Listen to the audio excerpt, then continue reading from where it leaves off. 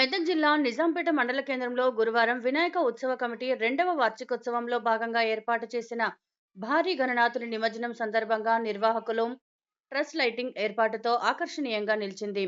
గ్రామస్తులు భారీ వినాయకుని వద్దకు చేరి సెల్ఫీలు దిగుతూ వారి ఆనందాన్ని వ్యక్తపరిచారు. అలాగే లైటింగ్స్, డీజే సౌండ్స్తో యువకుల నృత్య ప్రదర్శనలు, మహిళల కోలాటం, బతుకమ్మ ఆటపాటలు ఆడుకున్నారు. అనంతరం భారీ గణపతి లడ్డూను గ్రామ యువకుడు మావురం బొట్టు రాజు 26,000కు కైవసం చేసుకున్నాడు. 9 రోజుల పాటు పూజలందుకున్న ఈ లడ్డూను ఉత్సవ కమిటీ సభ్యులు బొట్టు రాజుకు అందజేశారు. మండల కేంద్రంలో నెలకొల్పినటువంటి భారీ గణనాథుడు 9 రోజులు విశేషమైనటువంటి పూజలు అందుకొని ఈరోజు గంగమ్మ ఒడికి చేరబోతున్నాడు.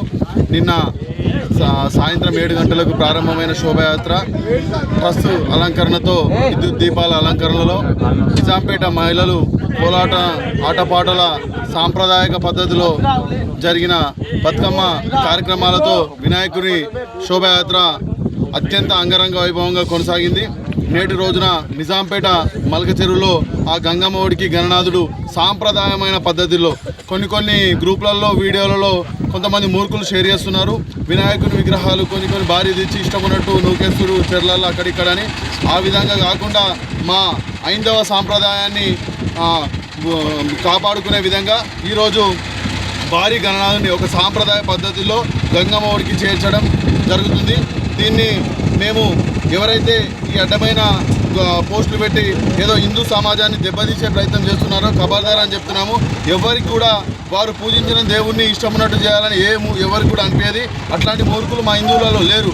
దయచేసి దీన్ని కాంట్రవర్సీ చేయకుండా ఏదైతే పండుగ సంప్రదాయాలు అనుగుణంగా మేము చేసుకున్నామో దాన్ని గౌరవించాలని కోరుతున్నాము. ఎక్కడనో కొన్ని తప్పిదాలు జరగవచ్చు, అది పొరపాటే తప్ప కావాలని ఎవరు చేయరు. దయచేసి దాన్ని కూడా గమనించాలి. ఈరోజు మన భారీ గణనాథుడు క్రేన్ సహాయంతో ఇక్కడ గంగమ్మ ఒడికి చేరబోతున్నాడు.